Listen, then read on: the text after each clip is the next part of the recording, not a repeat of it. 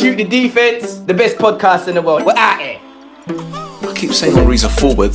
Richie, who's the best striker you played against? Henry. And the fact that we are now taking our country and put our country on the map of world soccer, being the first African nation, the third world nation in the whole world to win an Olympic gold medal in soccer, it was unbelievable. If you're going to take the time to go and get a pig head and break my locker open and wrap my clothes in it, are sending a different message to me. I've had to protect my family from going out into the street because you'll have random people that just coming up and abusing them racially. Even some old school managers who are British, they still have the same racial undertones like the man in the street who they're trying to condemn. Hello, welcome to another edition of Shoot the Defence. I'm your host, Stel, and my co-hosts, as ever, are Rhodri Giggs and Steve Eyre. Rod, how you doing? Yeah, I'm good, mate. Bit of a thing. I've never done an early one, I think. The amount of times we've done podcasts from like 2016, I don't think we've ever done an early one. Didn't we do an early one like a few months ago? Or was it just with Steve? Yeah, just me, mate. Yeah. Oh, yeah. Rod couldn't make it, unfortunately. Oh, well. There you go. Yeah, usually, I like stay in bed early mornings, but I'm alone today, so great. Yeah, but you said you got somewhere to be later on, so you can't. Yeah, no, my daughter's having a COVID test at 11. Got a COVID test. What is she? Yeah, she's going to. Let's get this. She's going to a boyfriend's, and her mum wants to have a COVID test if she's going to stay. Right. Okay, that's fair enough. Yeah. Well, listen, you're going to need a test to travel these days, so might as well get it done, innit? Suppose. Yeah, fair enough. Well, it's pretty quiet though, isn't it? They've all gone back to school, thank fuck. I dropped mine off this morning and I was like, go, just go. It wasn't even like fine, just go. Seeing people's Instagrams and all you see is the kids just like that walking to school. Got it. No, man, my mom wanted to go back. She wanted to go back. I think that she had enough. She's like, fuck this shit, I want to go back. But hey, the problem with that is that the roads are busy again. So yeah, but there you go. That's why I leave the house 20 minutes earlier than everyone else. Yeah, exactly. The first parking spot, let her go. Where I live, when the kid goes to school in Salford, I live in Bolton. It takes me 15-20 minutes, but when the traffic's there, it takes me an hour. Forget that. Oh well, Steve, do you have that problem still? No, not at all. My eldest is 21 last week. Middle child 17, and my youngest just got herself off on the bus this morning. So no problem at all, mate. I don't do pickups. I don't do drop-offs. I just check in and see how the day's gone, and that's about as much as it gets, mate. The thought's there though. Well, listen, we got our peace and quiet now. That's all that matters. So There you go, and they can live their lives and get their education done and yada yada yada, etc. etc. Bottom line is they're gone. Good. Yeah. Anyway, right. Let's talk about what's happened at the weekend. We won't start with the derby. Let's start with Burnley Arsenal. Steve, good result for Burnley, but again the panic has set in at Arsenal on social media. Arsenal fans losing their shit.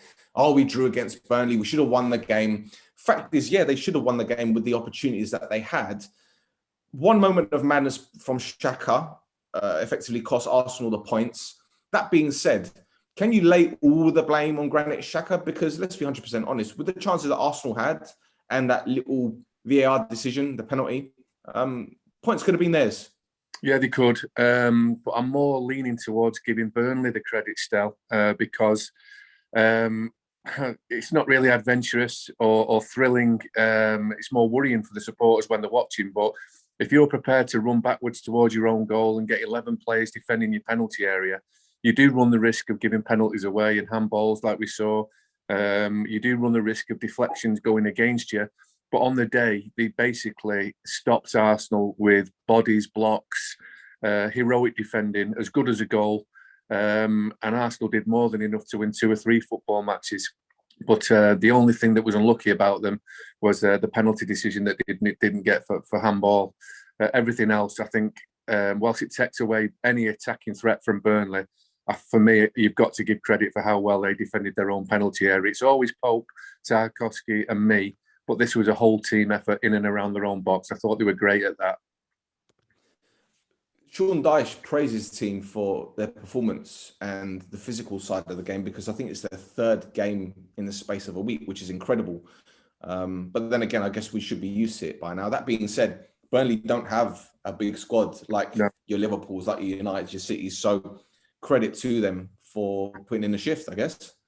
Yeah, totally. And I think the players there, you never hear the players complaining about overload. You only hear the managers use it as either an excuse or getting an excuse in early. But the players, I think, just are happy to play the game still. They won't be doing much training. They'll be recovering. They'll be doing gym work. They'll be doing a little bit of meeting and class. I think you actually feel better if you are somebody like Ben Mee, James Tarkowski, Chris Wood, Brownhill in midfield, Cork when he plays. They just churning the games out. I don't think there's anything better for a player. So I think any manager uses it these days as a party line to have a little bit of pity on them, self-pity, or like I say, an excuse. But nah, I'd much prefer the model of 16 or 17 players playing regularly than 24 sharing it around. Absolutely. Rod, Arteta said something quite interesting at full time. I don't know whether he was just frustrated or trying to make a point or even throwing his players under the bus a little bit. He was saying that when you put in performances like this and have the amount of opportunities that they have, like I said, I'm paraphrasing, not word for word, but he says that his team should be 2-3 up when they create so many opportunities. Also, he said that over a 10-month period, they need to sustain some kind of consistency if they are to be up there in the top 4. Now, obviously, they had their opportunities. They didn't take their opportunities. They were winning. They gave a goal away. Do you sympathise with Arteta, and do you actually see where he's coming from? Well, yes, but he should know as a coach and expect, when you're playing with young players and you bring young players in, you're going to get inconsistency. So, that's what he's probably trying to strive for.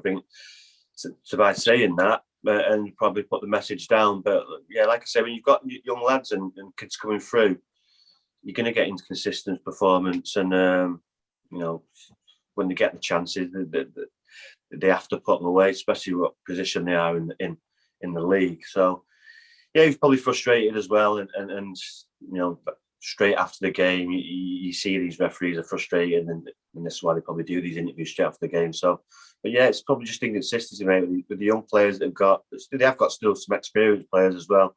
To be honest, I didn't watch much of the Arsenal game and Burnley game, but so I'm just watch what I've seen on Match Today. So,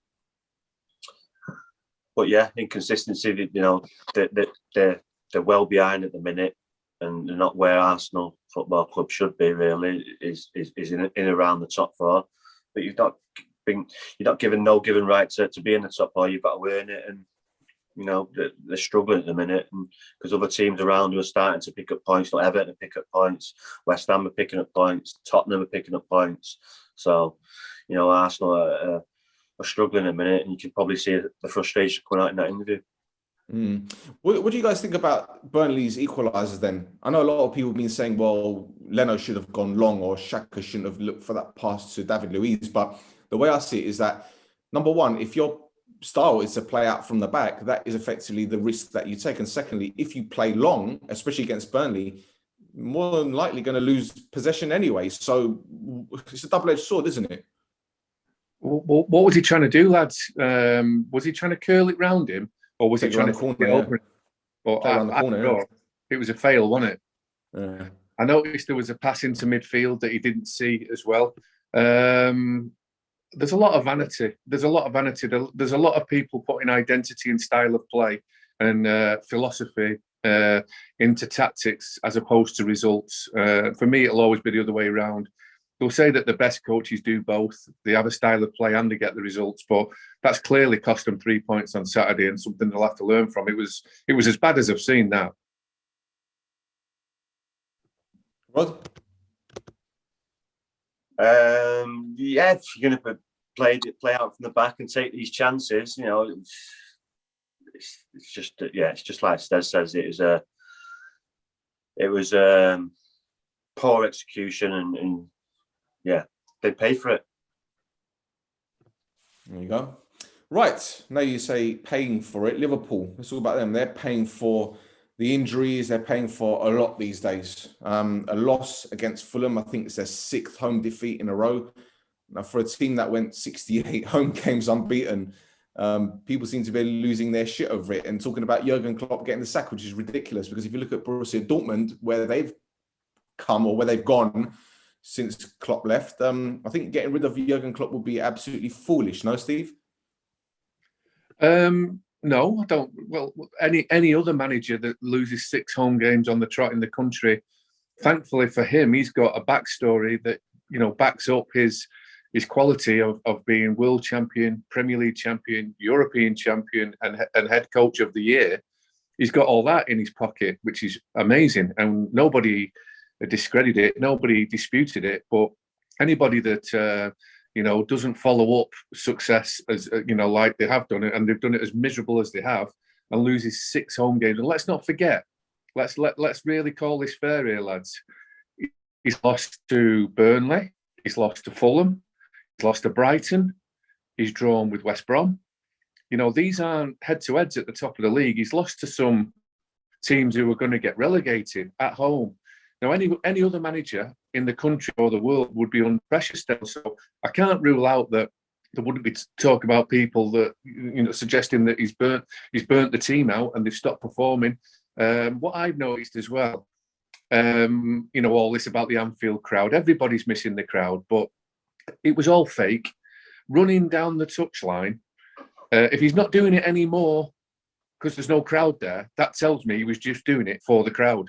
So you've got to be consistent. If you've got a, you know, regular choices of running down the touchline, celebrating goals. Now, obviously, they've not been scoring any or many at Anfield, but he's not doing that anymore. So he's already showing flaws in his character to me. Maybe the players have sussed this out as well. There was a load of, I mean, I can forgive, obviously, they used to stand along the 18-yard box and all, do the old 80 in front of the Kop at full time. There's nobody there. I get that.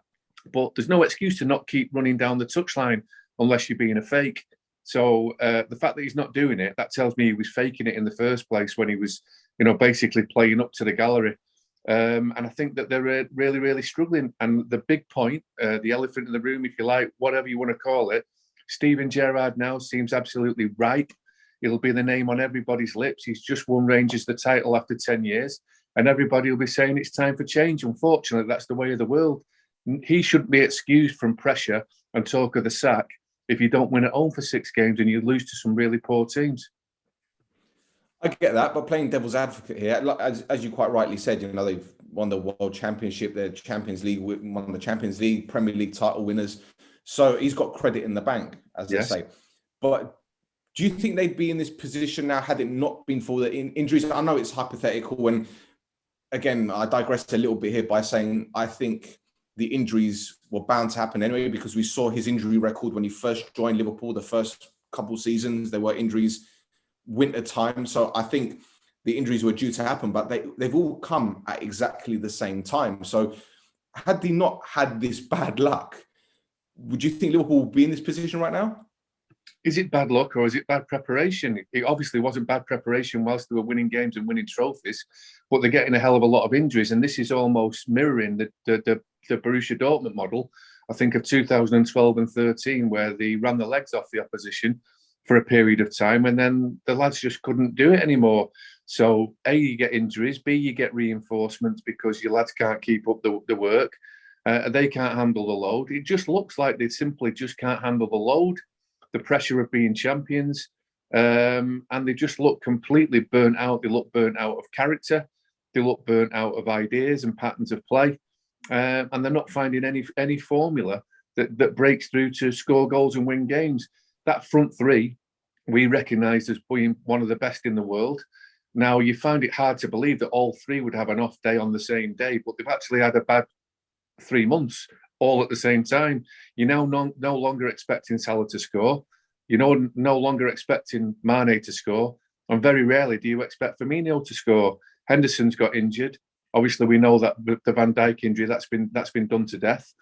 And all around the pitch, there are problems in each line, defence, midfield and attack, and on the touchline. And without the manager playing to the gallery, they've just looked like they've lost idea, lost identity and lost energy, and actually lost pretty much everything. And now they're losing football matches. Fair enough. There's a fair evaluation there. Rod, let's talk about your mate Scotty Thingy.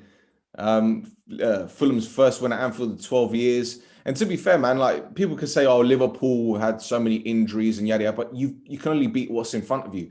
And for the first 45, 50, even half an hour of the game, Fulham were on top and they could have had a lot more than the one goal that they had. I mean, Lookman was absolutely ripping them to pieces on Liverpool's right-hand side.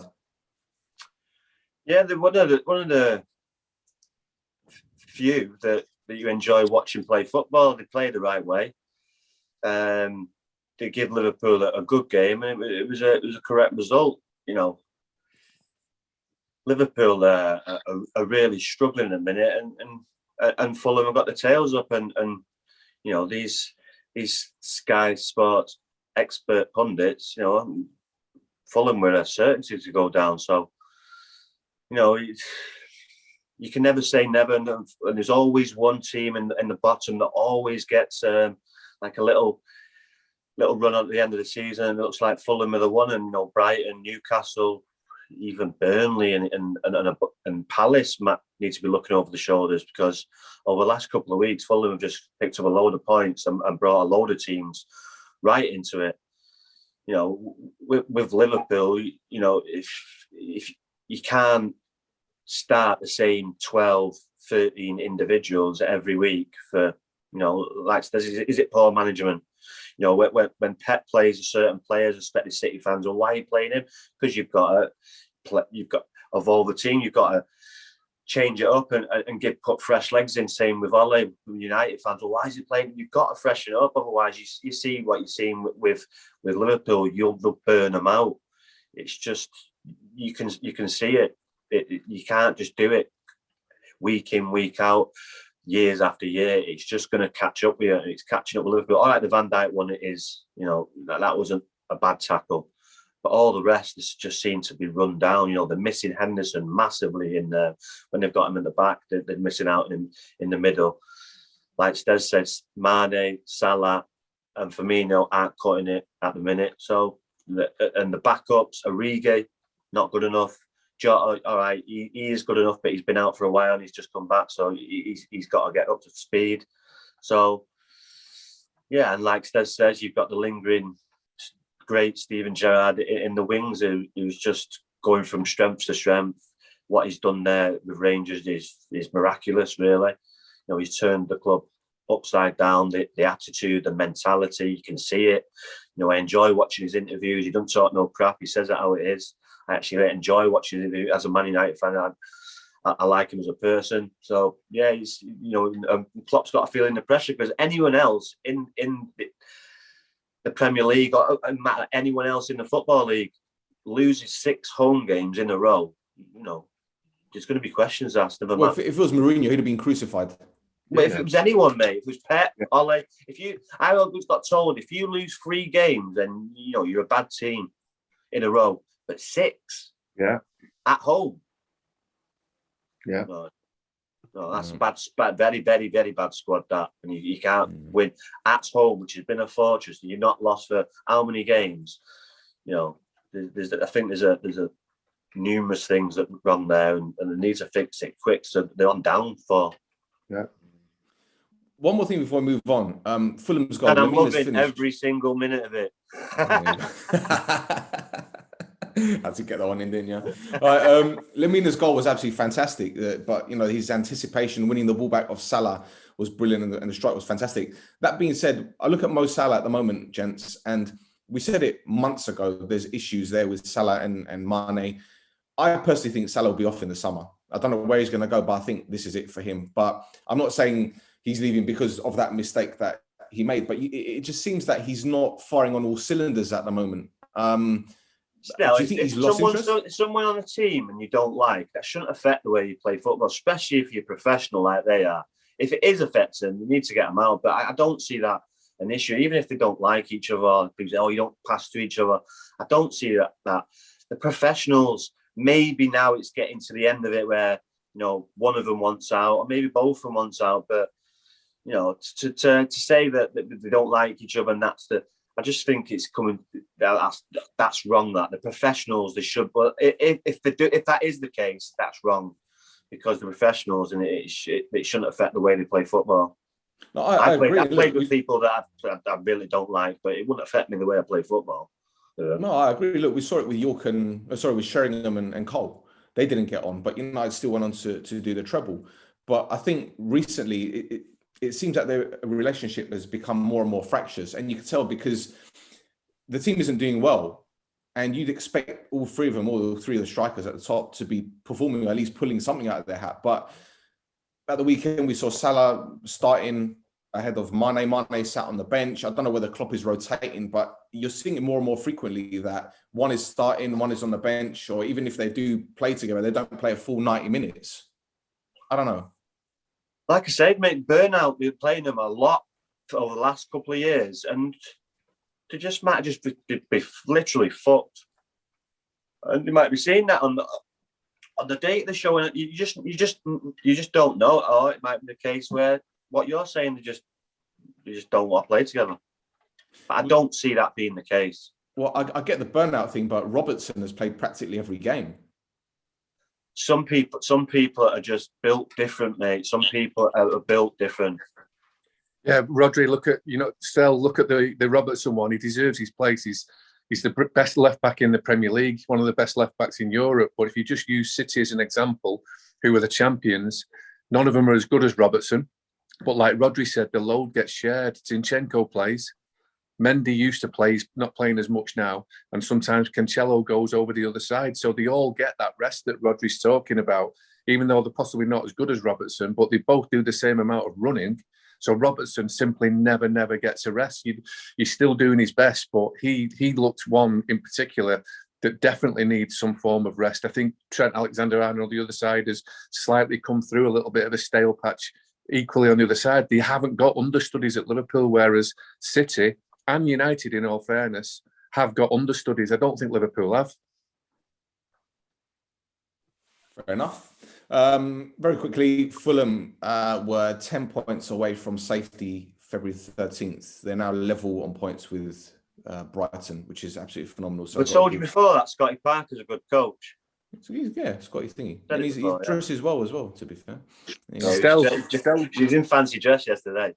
do a bit of homework, Stel, and those missed penalties and that Panenka penalty and refereeing decisions. Let's all, do a bit of homework. I'm sure a Fulham fan, if they're listening, would tell us where would they actually be if the penalties had been scored, which we know is part of the game, and the odd refereeing decision that's gone against them. I'm sure they'd be safely just tucking under mid-table. They wouldn't even have a worry. Fair point. There you go. Right, very quickly, let's talk about Spurs. Couple points away from top four after the third win in a row. This time they beat Crystal Palace 4-1, 2 for Bale, 2 for Harry Kane. And Steve, last week you said that you think that Mourinho will let the shackles off them and let them loose. And here you go. Second half performance. They absolutely obliterated Palace. Yeah, well, they're spread out all over the pitch now. They've got Bale on that right-hand side, which is his favourite position to cut in. Or get in at the back post like he did to score the first goal last night. Kane is flanked now by 2 world-class players instead of having to drop deep into his own half and defend. And I think the phrase me and Rhodri both used last week was that, he prefers to play with the handbrake on, Mourinho, and we will still see it again. But I think now, between now and the end of the season, he'll take the handbrake off. He'll start playing Bale, Son and Kane together. I think he'll spread out all over the field, and I think there'll be less running back towards their own goal. And I think there'll be more of an attractive team to play and watch. And I think that's what we're seeing. Crystal Palace don't look like they can ever get 2 results on the trot. They look like they really struggle with the 2-game weeks. But Tottenham have got a new freshness about them, which will see them challenging for top 4. And of course, they've got European ambitions and a League Cup final to look forward to. So I enjoyed watching Tottenham last night. They knew what they were up against, which would be a defensive coach and a defensive team. But they just completely flushed out Crystal Palace last night. And more importantly, their best players, Kane and Bale, both scored 2 and both played well. And Son plays well every week. So I'm quite having Tottenham at the moment. And Rod, Mourinho said in a strange way, he was happy that Crystal Palace equalised because he felt that if Spurs continued to play the same way that they were at the time, it would carry on into the second half. So maybe that was the rocket up the backside that they needed. But let's be honest, mate, if Spurs had scored all 4 goals under Pochettino, people would be saying, oh my God, it's champagne football, it's brilliant. But now it's Jose Mourinho, no one's really saying too much. So I think he deserves a lot of credit for Tottenham at the moment, to be fair. Well, yeah, he does, because he's not stubborn enough to stick with what he knows, and that's, well, he's not part of the bus, but you know what I mean. So yeah, he's, like Stez said, the handbrake's off. Palace worked really hard in the week to get a good point against United, and Tottenham put them to the sword. Big pitch, Bale out wide, Son on the other side. Flying fullbacks, and yeah, it could have been. And when you've got Kane and Bale on fire like that, you're going to get results like that, because they are top-notch players. So it's just keeping them fit, keeping them going. I like Holberg in the middle as well. I've always liked him when he was at Southampton. He's clever, he's a good player, he's a tidy footballer. He sticks his foot in, and he pops up the odd goal. So yeah, they're looking good at the minute. Tottenham, like I said, they're good to watch. But this is surprising to say that with Mourinho side, because 2 months ago it was like, whoa. Yeah. But he's got the players. He's got Bale looking like he's 99% ready to go. So yeah, when you've got, do you think it was tough love? Do you think it was tough love keeping him on the bench for this long?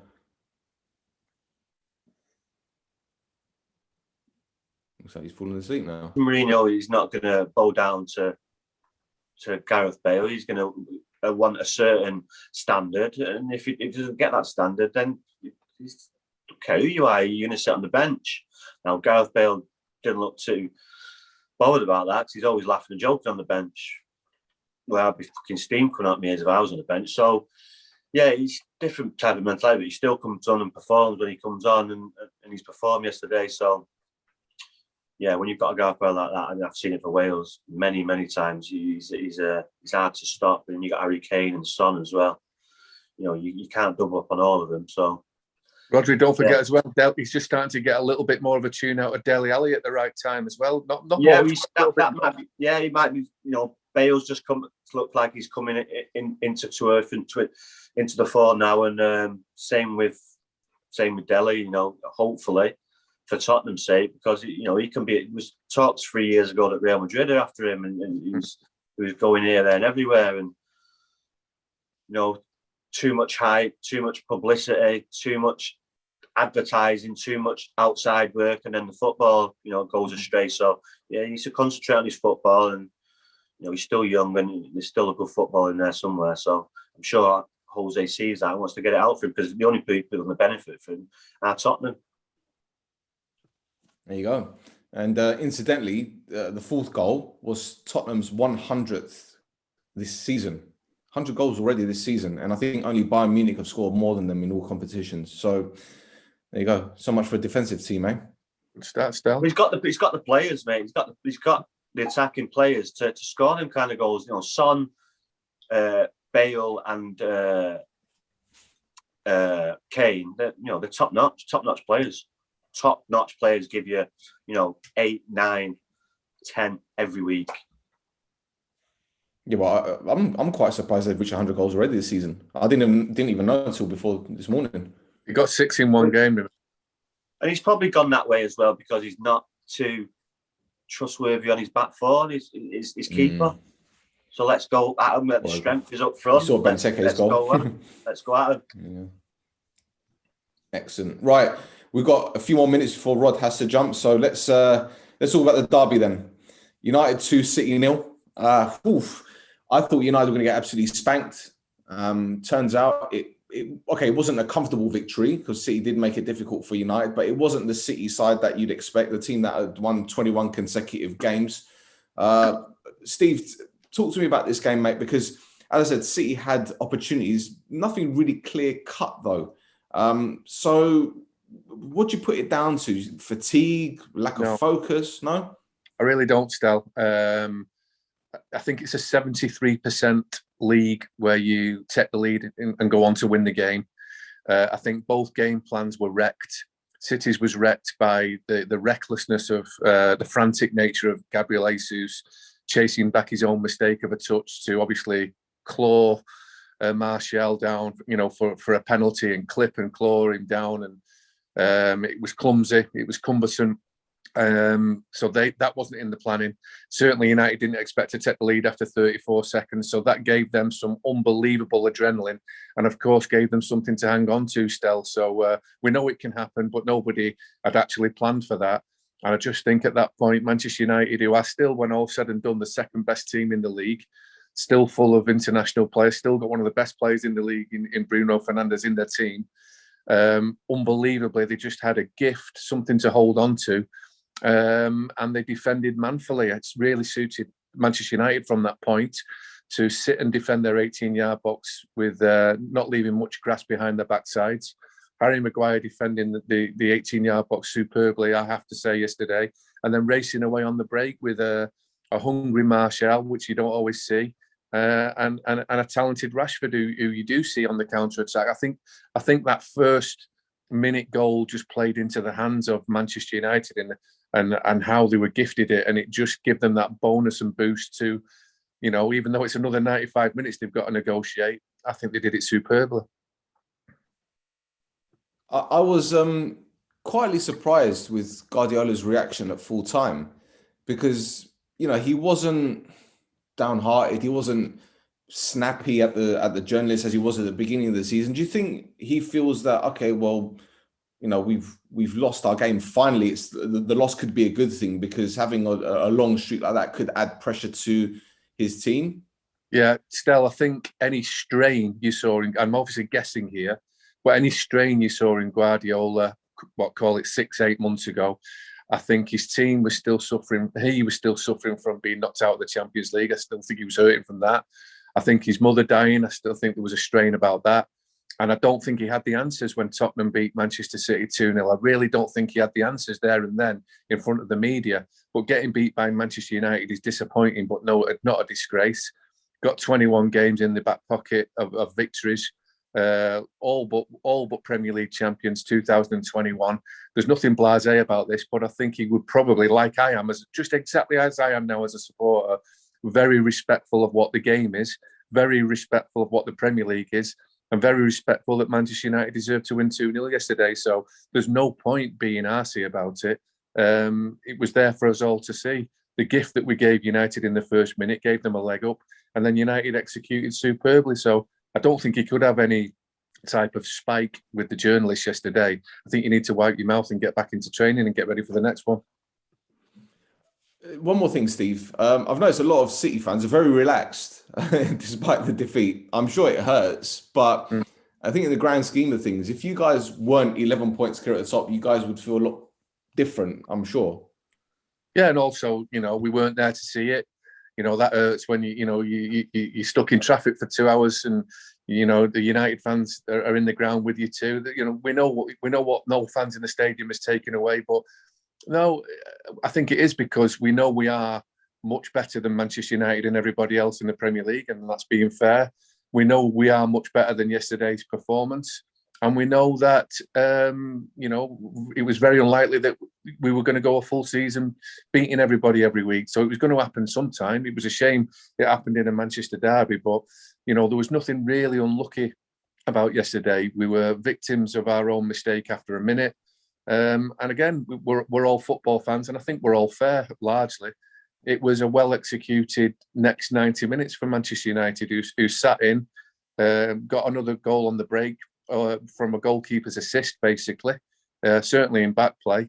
And like I say, we respect the Premier League and what Manchester United are. It doesn't mean we like them, but we respect what the fixture was, and United deserved to win yesterday. So like I say, there's no hangover and there's no frustration. It was almost an acceptance, and we do this to almost everybody all over the Premier League and all over Europe every week. It was just our turn yesterday. And Rod, before the game, it was more like the irresistible force with City winning 21 on the bounce, meeting the immovable object with United being 21 unbeaten away.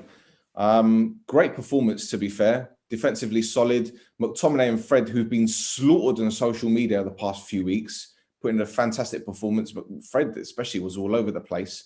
And Luke Shaw scoring right in front of Gareth Southgate. Big result for United, though. But what do you think that means for the rest of the season? It doesn't really mean a lot, really. It's just another game. It's a lot of confidence for the players to go to the future champions, let's say it, and turn them over like that. You could, I don't know if the goal that helped it at the start because it was so early, but when I've been watching United recently, they haven't started like that. They were zipping it in. Instead of, I don't know if you've seen it, the passes, they weren't just passing them, they were zipping it in. And I thought, okay, they're on it today, and it just went from strength to strength. City weren't quite at it, and United, obviously the early goal has helped them. But when I was watching them, I thought, okay, these are on it today because they were zipping it in. McTominay, all the midfield players, everyone was zipping the ball in. It's a nice surface there at City, so you can do that there.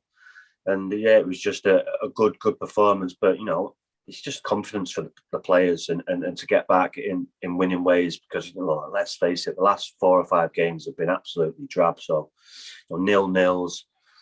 We needed a big performance there, and we got it. And we need to kick on now because Leicester and others are behind us and just solidify that second place. And you never know. There's still 10 games left. City could lose a couple more games. I don't see it, but you never know. Well, this is it. Henderson was fantastic in goal. I think Wan-Bissaka held off Sterling again. I don't know what it is with Sterling and United. He just can't seem to put in a performance against them. Even Maguire was fantastic. Luke Shaw, as I mentioned, the midfielders, everyone in United. Some players have just got kryptonite. Ashley Cole was Ronaldo's kryptonite. Sterling is Wan-Bissaka's. He just probably has nightmares about them legs. Did you see the numbers? Sterling hasn't scored in 22 games against United. Well, that's obviously when it comes to that length, it can play on your mind. That didn't Ian Rush have like a record of not being able to score at Old Trafford? And then he got 1. He got two in the same game. Yeah, 2-2, yeah. That's right. Yeah, yeah. 2-2 in the Stretford end. Yeah, that's right. Yeah, there you go. So it happens to the best of them, but great win for United. I don't mean to piss on the parade or anything, but again, a great win at City. But then when you look at the performances against Sheffield United, against West Brom, you're thinking, come on now, imagine where you'd be if you put in a shift in these games. I'm saying why they're not quite there, that they haven't got that killer instinct yet, and they haven't got that solid base. Even though they played well yesterday. You two United fans, is it okay if I ask you something? Because I've got an idea, but I just want you two to either enforce what I'm saying or go against it. But it seems to me that United are stuck between two identities: one, how they want to play, and one, what gets them results. And the one that gets them results is sitting in deep, letting the opposition have the ball, defending their 18-yard box deep with Maguire, racing away, just like a European night. Or the best results have come playing that way. But then, as you say, Rod, your Sheffield United performances and your Crystal Palace, where they're expected to go in the other team's half and play some football, a bit like City and the top European teams. That's how they want to play, but they can't do it. So actually, they get the best results how they don't want to play. I think if you listen to just at the end of Pep Guardiola's interview, and he said, they've got an incredible team, and just once they've got that base out and figure out how to play out from the keeper and play out from the back. Do you remember when he said that yesterday after his interview? Yeah. So it's just a couple. You don't know.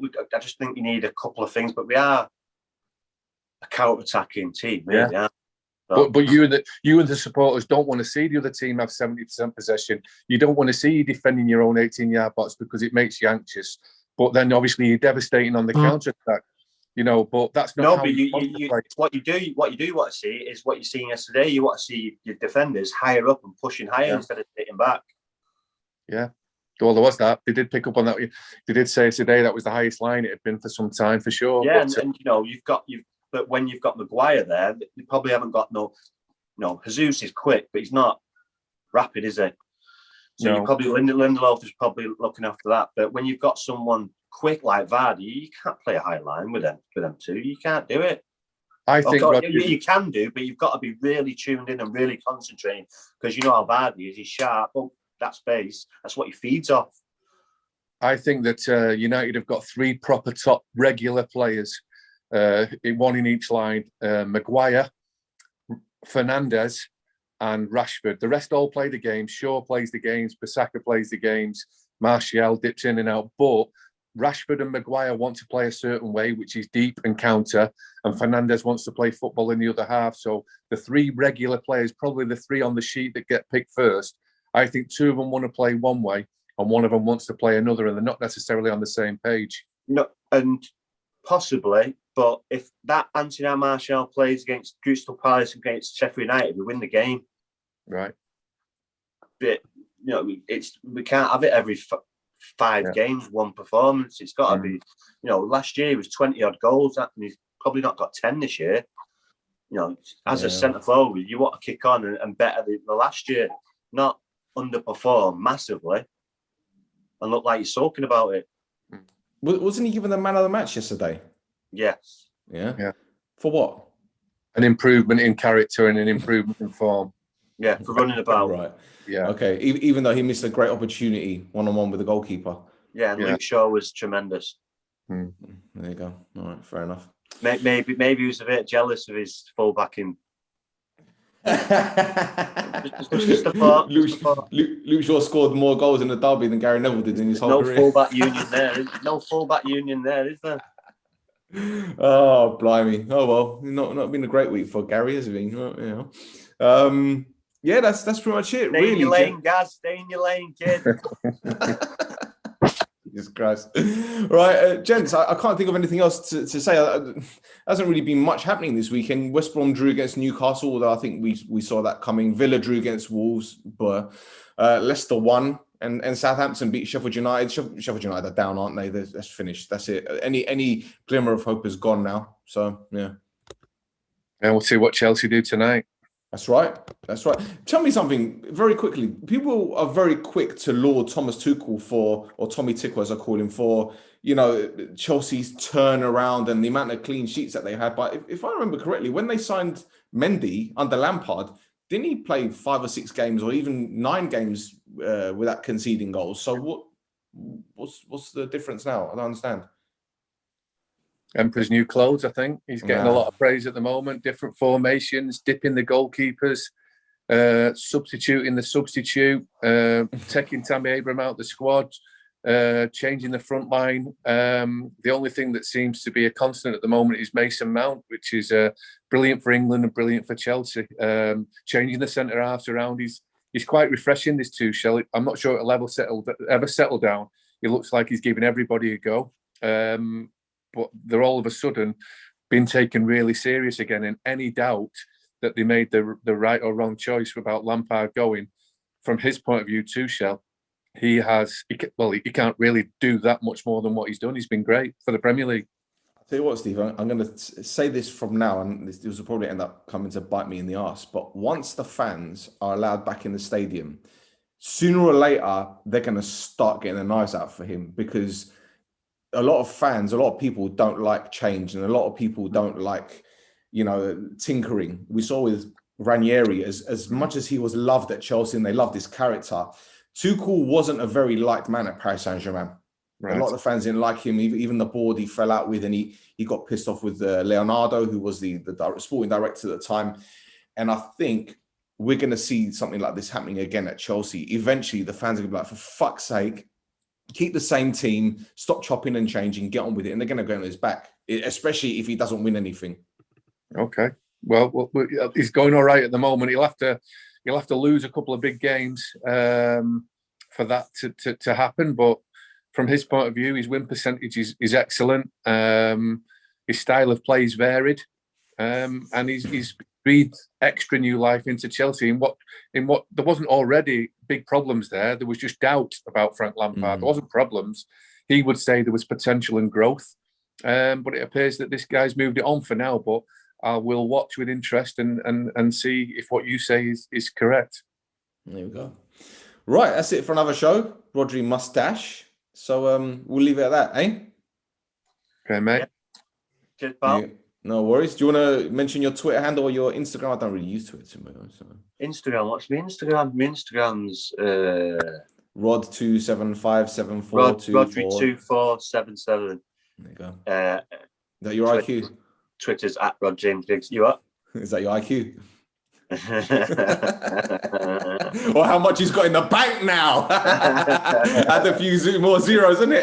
It's been a good week for you, isn't it? Good things coming free. You got Wales, you got United. There you go, Steve. Thank you very much. I appreciate it. My pleasure. Speak soon, lads. Have a good day. There you go, boys and girls. That's it. Take care. Ta-ra.